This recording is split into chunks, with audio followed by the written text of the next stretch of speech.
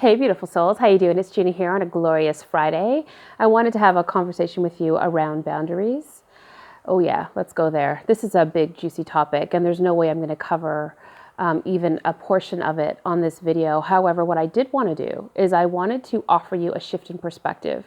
It seems like in the mainstream, I'm noticing a lot in the personal development, even the spiritual world, that when we talk about boundaries, there's a lot of othering in it, where we're placing the blame on the person who has disrespected the boundary, on the person who's crossed the boundary, who's not honoring your boundary, and we're pointing the finger saying, look at these terrible people. However, that's an old paradigm that for me personally, I think has had its time, and it's disempowering. And what I stand for is a reality where I own the responsibility for looking at my life and seeing how what I'm experiencing externally in my world as a reflection of my relationship with myself. And so if I have boundary issues and people are disrespecting my boundaries or not adhering to my boundaries, then it's really a reflection of the internal work that I need to do. So if this video isn't for you, if you're not there yet, peace, have a beautiful weekend. If you are, however, interested in being really rooted in the truth of your experience and taking your power back, I want you to consider how boundaries are really a reflection of your self-respect and self-love, because we teach other people how to treat us. Now, let me throw a caveat in before everybody gets up in a knot. I'm not talking about children. Children, most of us as children were never taught about boundaries, not even that we earn the right to have a boundary. And I know as a child, as a sensitive child, I had no clue that I was entitled to physical and mental boundaries. And so I absorbed a lot of things, not really understanding that. And so that pattern shows up in my life. But I'm an adult now, so I could choose differently. I remember my daughter once put a sign on her door that says, "Keep out, Bella's room, knock first."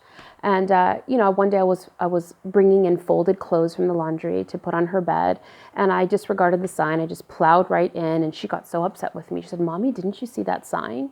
And I was very reactive because here I am bringing her clothes, and we had a little scuffle. And then I realized she's absolutely right. She deserves boundaries and for them to be honored. And if I don't give her the opportunity in childhood to establish those boundaries, she's going to have a tough time with them when she's older.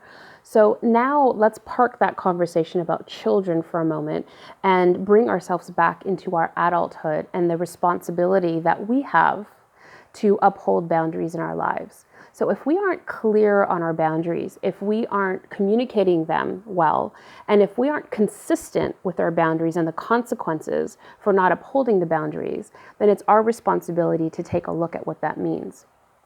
I remember years ago, I was part of a mastermind group based on the work of Cheryl Richardson.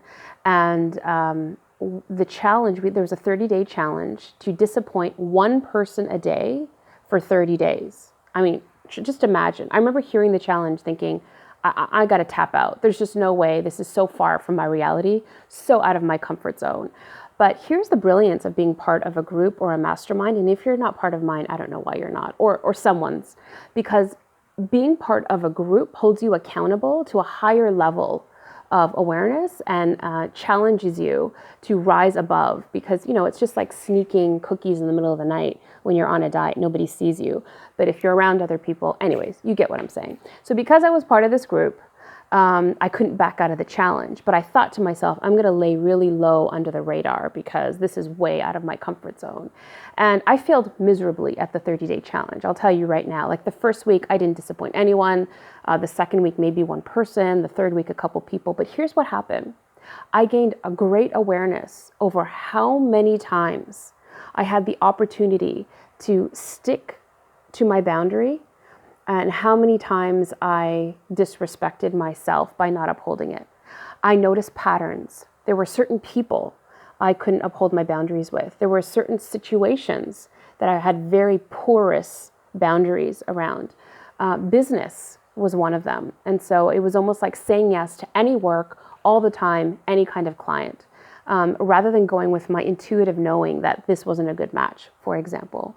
And so the exercise was really brilliant, even though I failed miserably at showing to me, awareness is really 90% of the game, people. Showing to me where and with whom and under what circumstances I really needed to build my boundary muscle. And it is a muscle, because what happens is once we set a boundary and we realize that the whole world doesn't collapse and like the sun still rises and birds continue to fly and flowers continue to grow, then it gives us a sense of confidence and we can start to look at other areas of our lives where we can continue to build boundaries. So my challenge to you, my double dog dare, is over the weekend to consider one way that you can disappoint someone.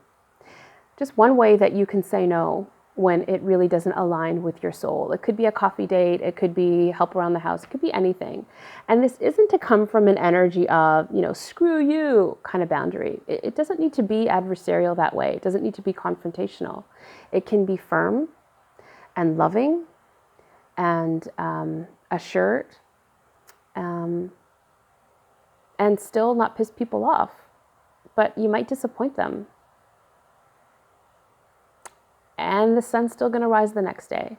And you can absolutely do it. So who's going to take me up on my double dog dare? I'm curious to know. Let me know your thoughts. Share them below. Share this video if you think somebody else can be supported in their boundaries or needs a shift in perspective, if you think this would be helpful. But let me know what you think.